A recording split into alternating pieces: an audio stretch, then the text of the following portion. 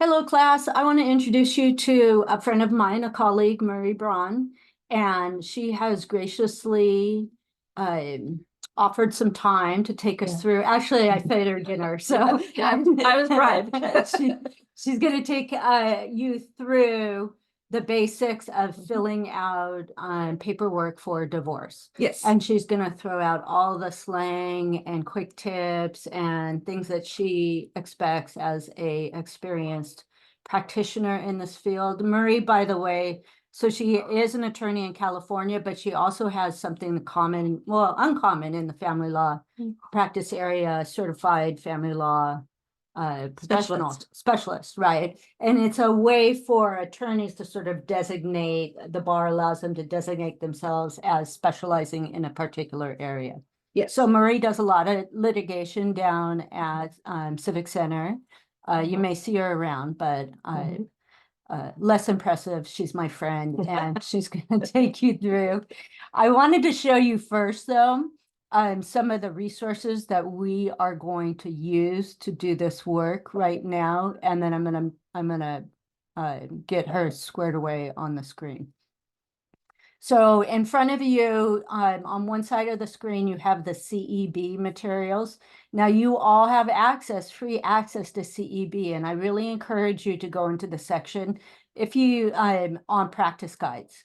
And if you putter around there, learn different things, you can find some instructions on how to fill out a lot of this paperwork. Interestingly enough, the self-help area of the Judicial Council website also does a really good job now at taking people step by step through filling out their paperwork. And I think what I'll ask Marie to do first is maybe talk about what is the difference between when someone is able to fill out the paperwork and when her advice is helpful. But also, too, before we launch into that, I do want to remind you all, you are all obligated not to unlawfully practice law. Remember, it's illegal to do that. So I'll be mindful of all this. I want you to have some experience with family law forms because it's an area of transaction law. But that doesn't mean the same thing as you are now going to be doing this area of practicing family law. So Marie, And I'll keep that in mind. I'll break it down, and Kim, I anticipate you'll edit out what you don't need, but I'll break it down. No, we just go. It's too much work. Fair enough. There are basically 3 sections to the family law divorce.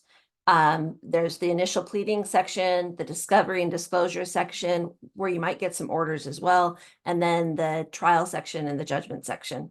So starting with the initial pleading section, you're going to file, depending on whether or not there are children involved, you're going to file probably up to a half a dozen forms, right around there. I didn't really count them. So there's the summons, the petition, those are standard. The declaration under the UCCJEA, the Uniform Child Custody Jurisdiction Enforcement Act, that's if there's children. There are forms that are county utilized. So in Orange County, there is I don't know the current title, but when I was coming up in family law, it was called the Declaration Regarding Related Case. I think that form now has the word confidential in its title. It's changed recently. In LA County, there's a form that's used to tell the court what county you're going to file in. Certificate of assignment, I believe it's called. So there's 5 or 6 forms that are common to every divorce action or legal separation action or family law filing. So if you start with the summons, that's the FL 110. And let me play around with that screen for a moment while you talk. I asked him to make the form bigger because I can't see it, but I can tell you what it is. And so what the summons does, this form tells the parties from the moving party or the petitioner's perspective.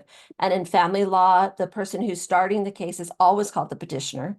If you're doing other kinds of law in civil, they're called plaintiffs, and in criminal, they're called the people. So, but in family law, they're always the petitioner. And so This form, the summons, you'll see at the top, it says notice to respondent. That is the person who's answering the family law case. And so, as I just indicated, in civil, it's the plaintiff, and in civil, it's the defendant.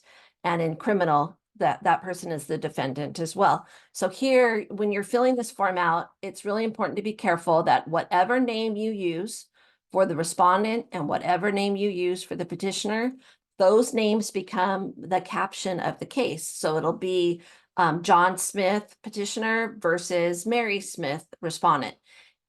In future filings, every form will have to have the same name. So if you say John Q. Smith and Mary I. Smith, every other form thereafter has to have the middle initial. So be very careful that all of your forms match. You'll get rejected by the court if they don't match.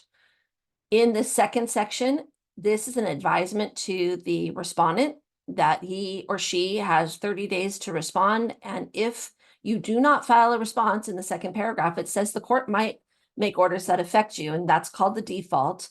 The court can proceed without you, without a party, without a respondent, if they don't answer. And so there's, it's a warning, it's an advisement.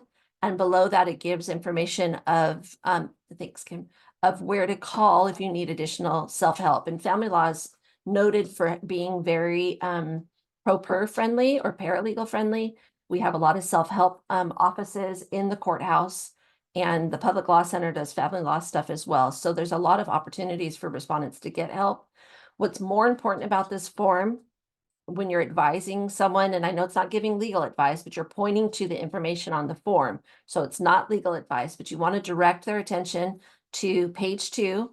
There are automatic restraining orders that go in effect as soon as the petitioner files the case, and the respondent is bound by them as soon as they are served.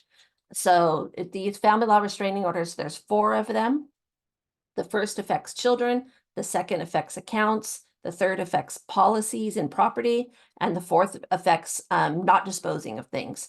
So Kim, do you want me to talk about what they are, or is that just enough? Sure, go for it. So the first says that you can't, once the petitioner files and the respondent is served, neither party can take the children out of the state of California without the written permission of the other party or an order from the court. So if you're planning to travel to Australia for the summer, you need to get into court or get an authorization from the other side. And it could be as simple as a text message, but you need something in writing that says that they consent to the travel. Don't wait till the last minute. And again, you're not giving advice to the client. That's common sense, and that's right on the form. Well, that what you're wanting to say, so most of these paralegals are, all of them will be working under the supervision of an attorney. That's So fine. it's going to be the attorney that is conducting the conversation directed at, hey, when they call up and say, I'm heading to Australia. That's the best way to do it. Yeah, and so it's okay if they know it, if then they understand it, and then they can say to the attorney, hey, Don't you want to tell the lawyer? Yeah. Tell the client? yeah, so and so just said they're going to Australia this summer. Did you get that cleared up? And so being mindful back and forth, but we're going to assume that none of my students is going to take their neighbor through these forms Perfect. without consulting on it. Perfect. with an So what attorney. you would send that email to the client saying, Joe attorney advised me, and directing your attention to page 2 of the summons. You need to make sure you have written authorization before you take the children out of the state. And if not, we need to get a request before the court to get permission from the judge. The second one is basically, like I said, it has to do with accounts. You cannot, once the summons is filed by the petitioner, served on the respondent, you cannot cash any whole life policies. You can't change account names for your bank account. You can't change beneficiaries on life insurance, auto insurance, health insurance. Everything should stay status quo once the petitioner files and the respondent is served. And I'll tell you why that's really important to note. The petitioner is bound, they have knowledge when they file. The respondent is not bound because they don't have knowledge until they're served. Once they're served, then the knowledge is imputed to them, whether they read it or not.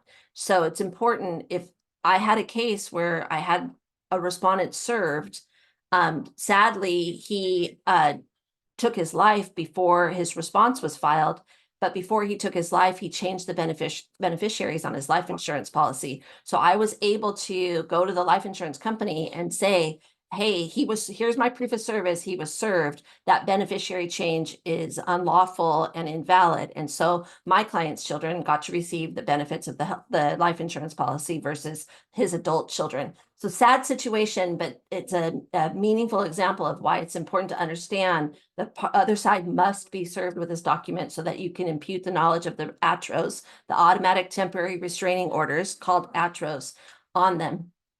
So the third ATRO is that you cannot get rid of anything. And you've probably all seen the movie, I can't remember the name of it, where the wife takes the husband's Porsche out into the backyard, puts all of his personal belongings into it, his beautiful suits, his clothing, his whatever, and she lights it on fire.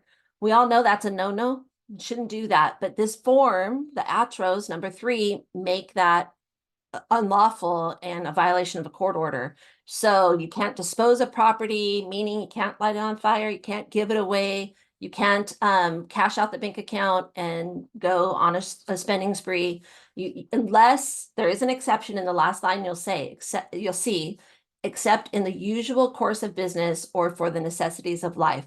So if you have to pay rent or to pay for a client, not you, but if a client has to pay for rent or pay for an attorney and can show they took the money from the account or from the life insurance whole life policy and use that money to pay these expenses or to pay to run a business, then that's going to be an exception to the ATROs, but you have to be really careful about it. And if a client's trying to do that, I would caution them to not cash out things, not dispose of things. And then the last is not the clients aren't allowed to create documents to dispose of property through estate planning. They have to be really careful once the family law matter is filed, petitioner files, respondent is served. After that period of time, they need to be very careful how they handle estate planning documents. So they can't create a new trust and all of a sudden try to transfer the community property into the trust. And it does indicate you have to give notice. There are some things they can do. If you own a home, joint tenants, and I keep saying you, but you means clients. So if the clients own a home as joint tenants, husband and wife, community property as joint tenants, one of the parties may decide to terminate the joint tenancy. And that's a form that is created and sent to the other party and giving notice, and it's recorded with the county recorder. And so in terminating the joint tenancy, they now go from right of survivorship, and I'm sure Kim's going to get to that. No, we've already talked about it. This is awesome. This shows you when you do family law stuff, you have to know a little bit about all of the different practices of law. So when you, like I said, I don't even like to make that example. If a client is divorcing someone that they own a home and joint tenants, they may not want, if they were to die, the right of survivorship to remain with their former spouse, obviously. They may want to give it to their children or give it to their new boyfriend, right? So, so they sever the joint tenancy, and that tells the county recorder and it tells the world at large that the right of survivorship is ended, and now the parties own it as tenants in common. And so that gives them, once the joint tenancy is severed, I can then say, I want all of my property to go to Kim versus my ex. So let Dave know. Yeah, let him know. He doesn't know. He doesn't know we're getting divorced. So that's never going to happen. But having said that, and then at the very bottom, it says, if you're going to do something extraordinary, you'd let each other know in writing, and it gives, 5 business days. And I'll tell you, in practice, that rarely happens. People make way and do what they're going to do. And then there's always repercussions. And if you do end up in family law, those repercussions are found in the breach of fiduciary duty. So if people do things before the divorce is filed and thereafter, there can be a breach of fiduciary duty. I get so stoked when attorneys come in and talk about different things, because yes, we have covered how you own property, and then we've covered fiduciary duties. And we covered them in the context of business, Sure. But they're the same duties all the way through. Well, and since I brought fiduciary duties up, I'll tell you, just for your transactionally, in a marriage, when you're not married to someone, you don't owe them a duty. You might owe them a duty in business. You might owe them duty landlord tenant. There might be some legally created duty, but just Kim and I, we don't have a duty to each other beyond our friendship, right? Once you are married to someone, you have a duty to them and the community. It's called the confidential relationship. And the fiduciary duties are serious and they have serious consequences. And I can't remember what code section. I think they're in the 2100s of the family code. Sorry, I should know that. But there are huge cases where if you breach your fiduciary duty to your spouse or to the community, and remember the community is a separate entity from the people, and the husband and the wife or the domestic partners owe a duty to the community in addition to each other. So if it's found that you've breached that duty, say I take a car and I dispose of the car in violation of the outros without notice to the other side, and in breach of my fiduciary duties, the court could award the value of the entire asset that I've disposed of to me or to the other side. I disposed of it. So to the other side, there's serious financial consequences potentially. You may all remember the lottery. Could you talk about the lottery case? We don't, we just are getting exposed to some of the Okay, so I won't go paperwork. We're there. not really. Bring me in for family law. We'll talk about breach of fiduciary duties. But those are the big parts about the summons that you need to remember. Again, I think down here in this bottom section, it talks about if you own property together, you might want to look at your deed. And that's what I was talking about, severing the joint tenancy or severing the community property presumption. So that's the summons. So the summons gets filed with the petition. Initial filing. In the initial filing. And nowadays we all do that by e-file. e-file. I think it's mandatory now. Yeah. And I don't do much of the filing anymore, but I believe in Orange County and LA in particular, it's all e-file now for these types of. And I heard you talking about being careful about the names. And yes, the names here in the respondent and the petitioner must match on every document going forward. Yeah. So you can't change and even I have a case now where we've got parties that are remarried. The caption doesn't change. It still stays John Smith and Mary Smith, even though it might now be John Smith and Mary Jones. Got it. Mary Jones just signs formerly known as, but the caption stays the same. So you want to pull up the petition for me? So we're going to go back here and we're going to look at a family law 100. Yep. I noticed you do the summons first. Is there a reason? Just in my mind, that's where it comes. Oh, really? Okay. Yeah. And I've talked in other classes too, you know, what an awesome document a summons is. I mean, you're going about your day. There aren't many things you have to do in this world. And the court says, hey, come on. Yeah. You know, falls it to the carpet. To me, that's awesome. Like, if you don't, there are consequences. Yeah. Oh, and that's a really good point. There are consequences. Don't ever let anybody ignore a judicial summons, because the judge will just rule against them. And it's very difficult to come back from that. So can I address that? Yeah. Sure. So transactionally, because to tie it in. I guess I'm going to litigation. That's okay. But so Kim's right. You should never ignore a summons, but there are exceptions. So if you have a relationship with your ex, because we're talking about divorces, and a relationship with their attorney, if they have an attorney, you can draft a marital settlement agreement, which would be a contract, or you can draft a stipulated judgment without filing a response. And I'll show you that in a later form, how that works. But you can only do that if there's a level of trust. Yeah. Maybe not a whole lot at issue. I mean, if I had $1 million business, I probably would want to respond and participate. But if you trust them to draft that document, you actually sign off on it. In some cases, in some instances, you don't have to. Ultimately, save $435. So again, if you've got $1 million business, spend the $435. Yeah. You've got children, probably spend the $435. But if you've got a simple divorce. And I'm sure there are people you have no problem doing that with, opposing counsel. Yep. And then there's people you're like, not a chance. Not a chance. Yeah. Yeah. It's gotta be trust. Which is, it's reputation. And we've talked at the, in other classes, your reputation is important. Okay. So then petition. So this document is the document that gives the judge the facts of the case. It really is a factual document. It doesn't get you anything. And I'm just going to skip to the companion document from the other side. Is called a response. And if you look at the two side by side, other than the word response, they're essentially the same form. So here it would say response.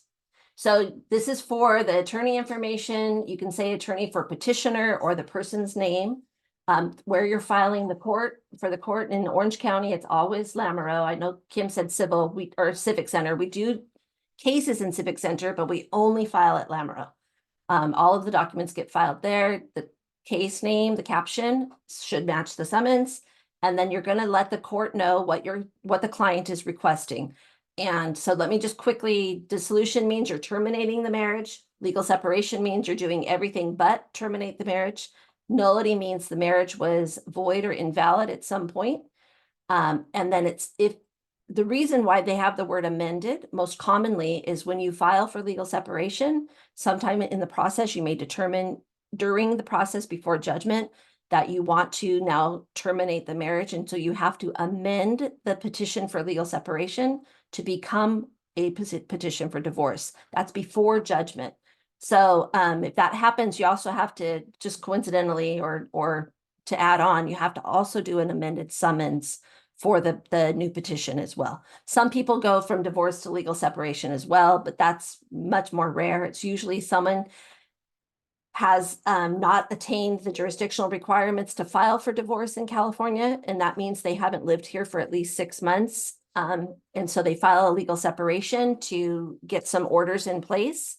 And when that 6-month residential requirement has been met, they want to then amend to a petition for dissolution because they've met the jurisdictional requirements and they do the amended petition. So that's kind of what that is. And you'll get into that more with family law. So in the petition, you're telling the court why the court has jurisdiction over the parties. They're married, they're domestic partners. Here's the residence requirements that I was just talking about. To file a petition for divorce, they must have to have been in the state of California for 6 months. And to file in a certain county, you have to be in that county for 3 months. The rest is about domestic partnerships and same sex, and then statistical facts. That's what this document is. That's what the response is. It's factual. You give the date of marriage, date of registration, the date of separation. You list whether or not there are children. You, if there's a dispute about a child being born before the date of marriage, there might have been a declaration of paternity. You could attach that here. This is not a petition for parental rights. This is just for the things that we've talked about. But the voluntary declaration of paternity comes into play if the child is born before the marriage. Then here you're telling the judge why you're requesting the assistance of the court for this marriage, whether it's irreconcilable differences, which is the most common. If it's a nullity, the reasons for nullity.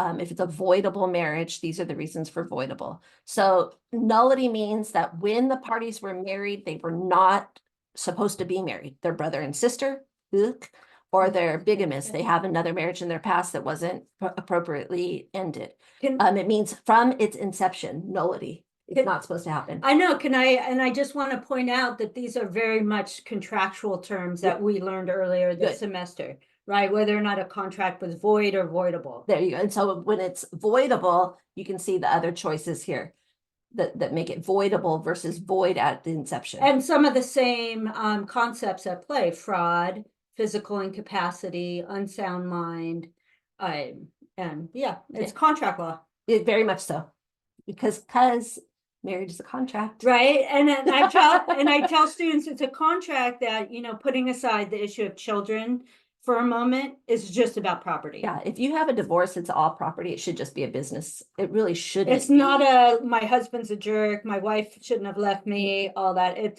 The quicker you can get to that, and this is I think it's a big part of the paralegal job. Right, to put a wet blanket on the smoldering embers of crazy. No, but to the extent that you are able to not contribute to any animosity, and to the extent through your professionalism that you're able to minimize it, I think you're doing the Lord's work. Especially if there's no custody issues, there's no reason for it. The property laws are clear enough that it should be fairly transactional, business-like. But sadly, because of breach of fiduciary duties, it is an emotion. Emotion. It's a horrible thing to go through a divorce for the most part. So starting at number 6, this is where you tell the judge, remember, this is a factual form. So you're telling the judge, this is what I want. These are the orders I'm asking you to give me. I want, sole legal, sole physical, joint legal, joint physical. there are forms you can use for visitation. I'll tell you, these forms are not required for the initial filing. So if a client has come to you and there's an urgent need to get something on the books right away, you just have to check these boxes here. You don't have to check these 6 boxes, but you can. If you check them, make sure you attach the forms. Not that I've ever done that before. So, but yeah, and those forms just give you different options for joint legal or sole legal. They give you the custody terms, what you want to check off to encompass. And I don't know if you want to go into those things. No, I think just So- taking them through the petition right now is good. And then this part, child support, you don't have a choice. If you have children, the court's going to address child support. So notice there's no boxes to check. Now there is an other, but basic child support, you don't get an option. Spousal support, here is a practice pointer. Your client is the high earner of the case and would never ask for the other party to pay spousal support. Nice, check the box anyway. So if you've got the higher earning petitioner, you would still check that petitioner is asking for spousal support, even if they don't intend to, because between petition and judgment, tragic things can happen. And if you don't ask for it, technically, not that every judge is going to require it, but technically you would have to go back and amend the petition to ask for it. So it's better to ask for it and then say, I did it as a housekeeping issue and I'm really not requesting, or I'll give up on my request for spousal support, but it's better to ask it. Or you have Ask so for it. much money, you don't care. Well, sure. If you're, I don't know, Brad Pitt. okay, if you're Brad Pitt and you never going to ask for another, you've got enough money to live on for the rest of your life, even with Can I just tragedy. say, Brad, call me? Yeah, I'm ready. I'm ready. But having said that, yeah, you don't want to represent him. I'm sure he's unpleasant. You think? So Is that he your might be a little experience? demanding. Yeah. Is that your practice area? Like, No, I don't. I avoid high earners. So not really. I have lots of high earners and they're very demanding, but that's okay. Because they pay to demand. So similarly, where I indicate even if you think your client's never going to need it, always check it. Similarly, if the other side is going to ask for it and will actually get awarded spousal support, go ahead and check the box for terminate. And I'll tell you why. If they fail to respond, yeah. and you fail to check terminate support, and you're going to get orders without their participation, if you have not checked that you want to terminate their right to receive support, even if they're the Brad Pitt, the court is not going to terminate their right to receive support. They had this document is not, and I'll add, it's not just information for the court, but it's information for the other side to say, this is what I'm requesting if you don't appear. So you need to make sure you check the box to terminate the other side's right to receive support. Can I ask you a question here, since we're not going to drag you through all the forms? But in spousal support, it's not mandatory, is it? It's not. Right. It's a right. And we all know you don't always get to exercise your rights. You have choices, and it's governed by Family Code Section 4320. You have to look at the 4320 factors. I think it's A through P or something. And you have to look at each factor to determine if there is in light of the right of support, whether there's going to be an obligation. So you argue it Well, yeah. essentially at some point. Every case where it's an issue. Yeah. It versus child support, where it's almost a calculator at the very minimum. Correct. And if I get the chance to ever teach family law, I'll explain the difference. We do use the calculator in spousal support at the beginning for temporary. But having said that, so pay attention to your spousal support. That's a practice tip. If you want to go ahead and terminate it, if that would be a hope if the other side didn't show up. Got to check the box. Separate property, remember separate property, if you've got your date of marriage and your date of separation, anything before, anything after, so anything before the date of marriage, anything after the date of separation, and anything in between that was acquired by gift, inheritance, or bequest, that's your separate property. And so you want to, if there is none, I'd be shocked. But if there is none, you check this box. If there is, now, by the way, notice it says to be confirmed by the court.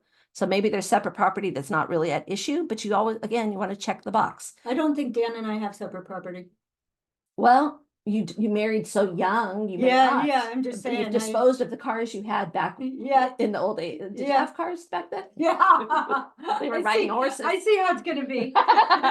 So, but I mean, we're dealing in a lot of cases where we've got second marriages, third marriages. Sure, I'm just so- saying, Yeah, I you don't. probably don't. I'm gonna let Dan know she's considering these forms while we're talking about them. But so you want to confirm it, and then you can either list things, or you could say the things that I just said. Standard boilerplate, fill in this spot, is I would write the all property acquired prior to marriage, comma, after date of separation, comma, or during the marriage through gift, inheritance, or bequest shall be confirmed to the acquiring party.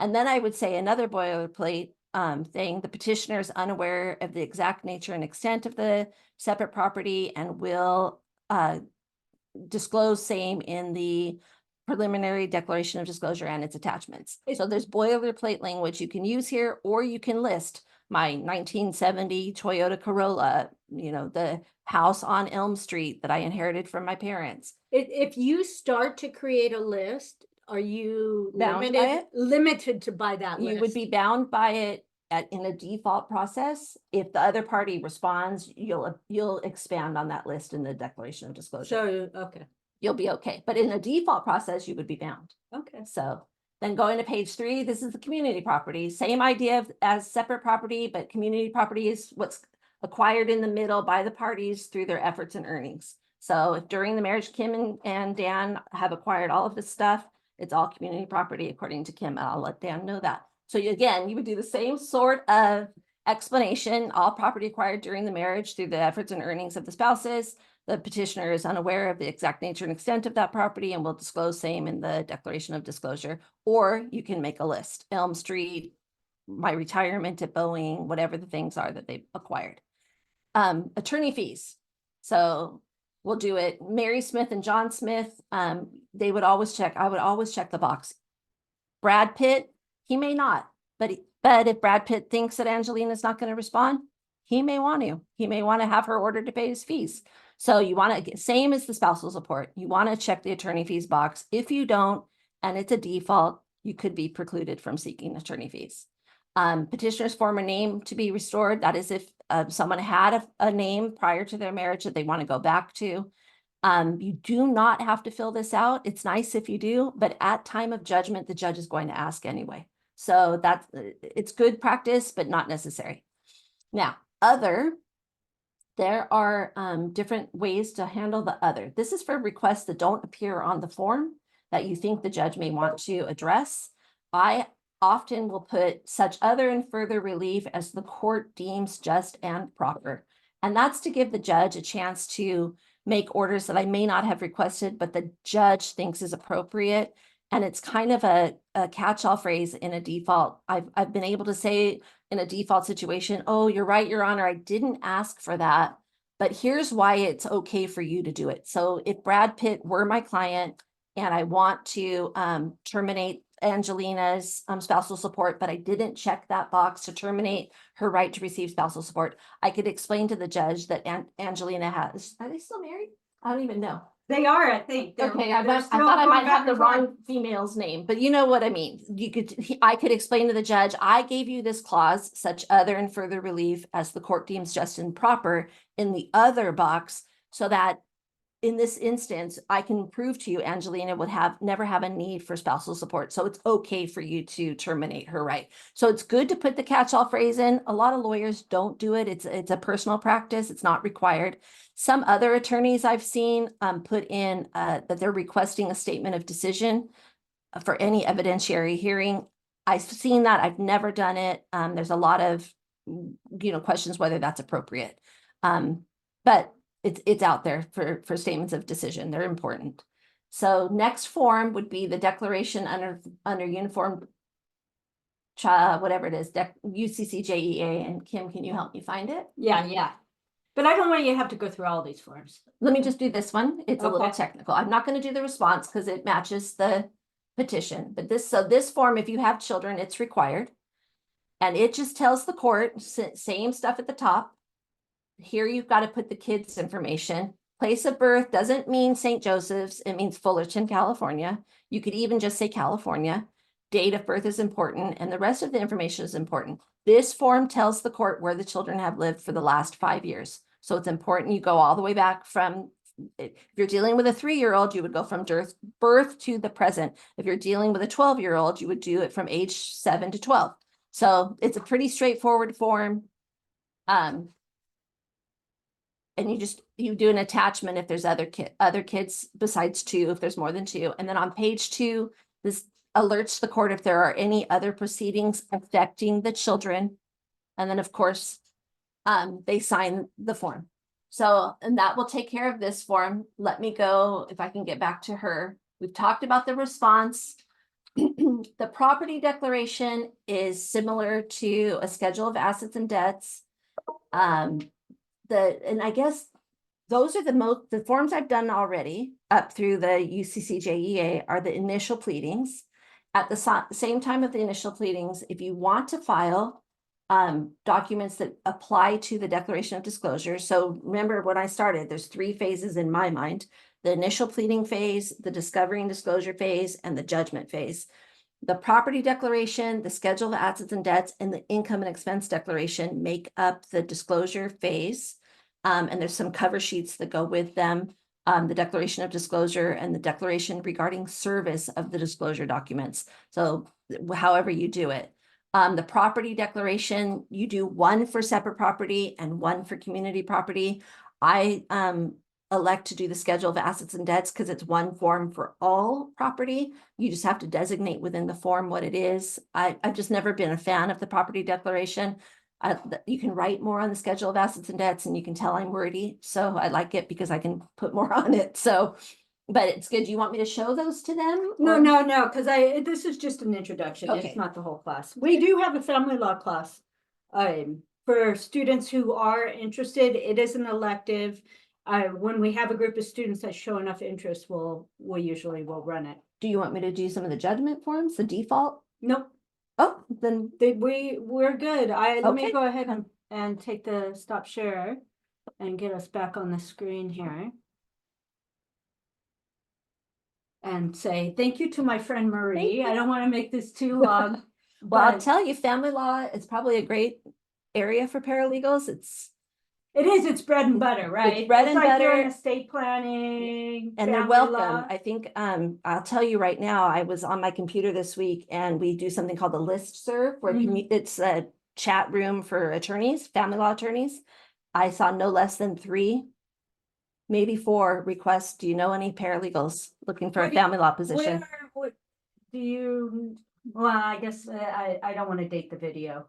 Oh. I was gonna say, what are family law paralegals earning? But you can check the OCPA Oh, well, survey. it's pretty, I think, depending on the size of the firm and everything, And how it varies. sophisticated Mhm. the divorce. But there's I just want to say, good paralegals are always being looked for in family law.